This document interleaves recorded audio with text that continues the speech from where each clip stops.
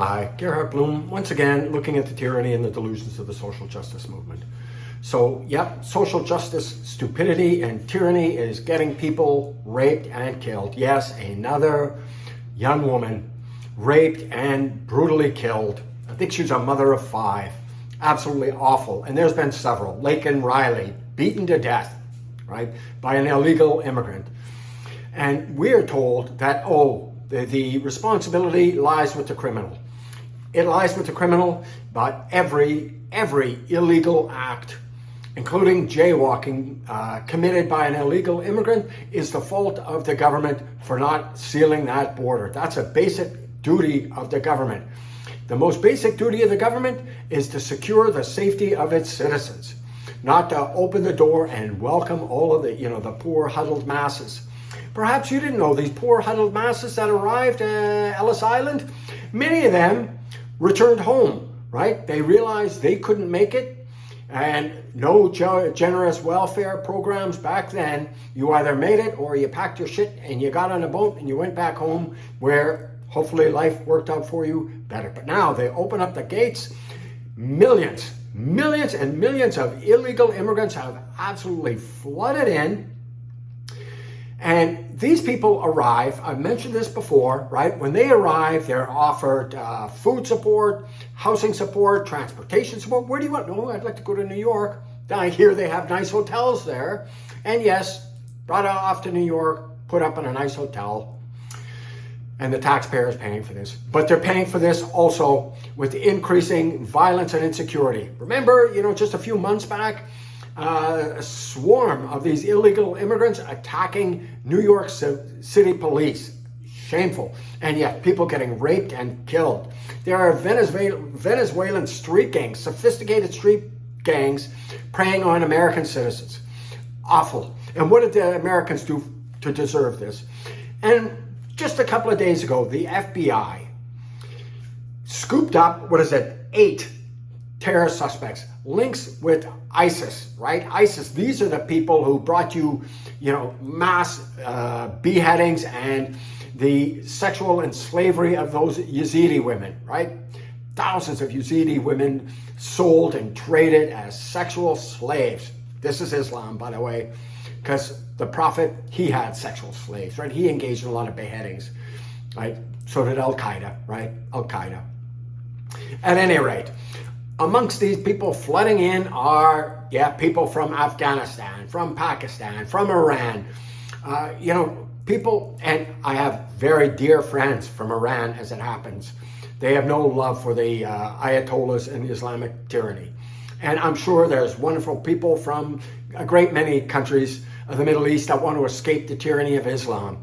The thing is, in normal circumstances, these people are vetted and they're screened and they stand in line waiting to get in. They need to bring something to the table, right? But leftists, they think, open borders, they're oppressive, right? We need to help. Well, help. If millions and millions of people come in, if they keep coming in, the United States and its citizens will be every bit as poverty-stricken as these people from these shithole countries that are trying to escape those shithole countries. That's why they want to come to the United States. But sooner or later, the United States will turn into a third world country, overwhelming the hospital system, the healthcare system, the education system, and they're doing that already. And guess what? Minority communities in the United States, they suffer the most because these illegal immigrants, they drive down wages. You care about the poor. You don't care about them, do you? And why are we opening up the door? Because leftists think, the poverty in those countries, those shithole countries.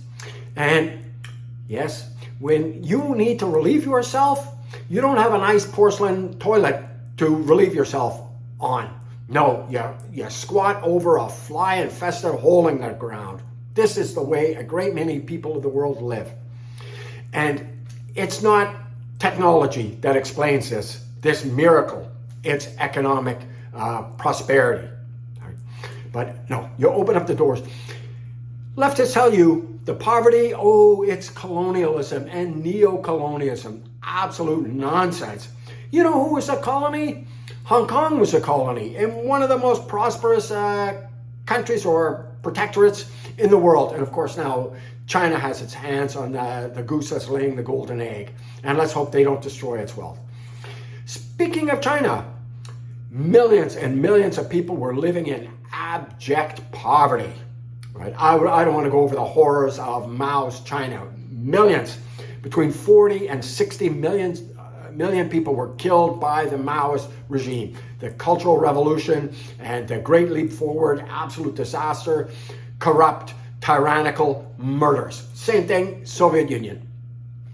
You look at the Asian tigers, right? Singapore, Hong Kong, Taiwan, Japan. Japan, it went to war, Second World War, because it didn't believe it had access to the natural resources that a functioning industrial economy required. So they thought they needed to invade. Well, it turns out no, you can do it with honest hard work and market capitalism. So now Japan, very prosperous country, and you look at Africa. Africa is beset with tribalism, theft, corruption, tyrannies, and socialist governments, socialist experimentation. Fortunately, a number of countries are switching course. Neocolonialism, you don't want to get on with the global trade, you will be poor, you will stay poor. The best thing for these African countries is trade. You sell what you're good at producing and buy what you need, and that is the most efficient system ever made. Most efficient for raising the economy and your standards of living, and yes, you can go out and buy yourself a flush toilet. Won't the neighbors be jealous? At any rate, this is absolute nonsense. India, for decades, abject poverty. And since it's opened up its economy to free market capitalism, lifted hundreds of thousands, millions out of poverty. China did the same, by the way. By no means, it's still a state-managed economy, but they allowed some free market capitalism.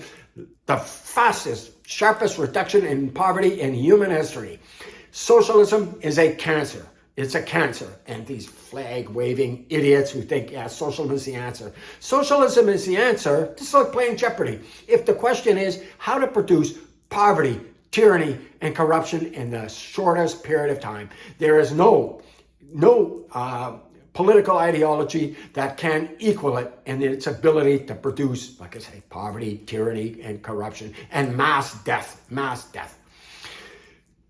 Soviet Union killed many more of its citizens than Nazi Germany of it, including Germans, Jews. Yeah, many more people killed under Stalin. And China beat that record, beat Russia, Soviet Union's record of killing its people. No, we don't need to open up the doors to the starving masses of the world. These countries around the world need to get their economies together. And I will make this exception here. People who are literally being persecuted, that are literally refugees, not economic migrants, literally refugees. Like gays who are trying to avoid getting their head cut off or getting thrown off a roof? Yeah, come on in. Leave your Islamic ideology at the door, or you got a hard choice to make. Anyways, this insanity's got to stop. Innocent people are being victimized, and the government is failing in its most basic duty to protect. Social justice. People think, oh, I don't care about this whole woke nonsense. It doesn't bother me. I'm worried about the economy. I'm worried about crime. I'm worried about, the healthcare system. It's all woke ideology. The trillions of dollars in debt in the United States. This is Biden. This is socialist nonsense and giving money away to students to buy their vote. Debt forgiveness, not being forgiven. It's being borne by hardworking Americans, right? Who don't have the benefit of this degree that shows how stupid they are. But for employers, oh, you need a university degree for this job. Off you go then. Awful. Buying votes. And no, this ideology, it is coming for you. This massive crime problem, again, police are agents of systemic oppression, and no, they are not. Anyways, thanks so much for your time and attention. If you enjoyed the video, do drop a thumbs up. Gratifies my fragile male ego. And by the way, if you're a subscriber to mine on YouTube, thank you so much. You have to pull my videos. Yes, instead, when you subscribe, my videos should be pushed to you. It's not. You actually have to pull them. I wonder if that's completely accidental. Anyways, and do check out my book, Deconstructing Social Justice. It's available on Amazon. Not important because I wrote it. I wrote it because the issues could not be more important. Thanks so much for your time and attention. Bye-bye now.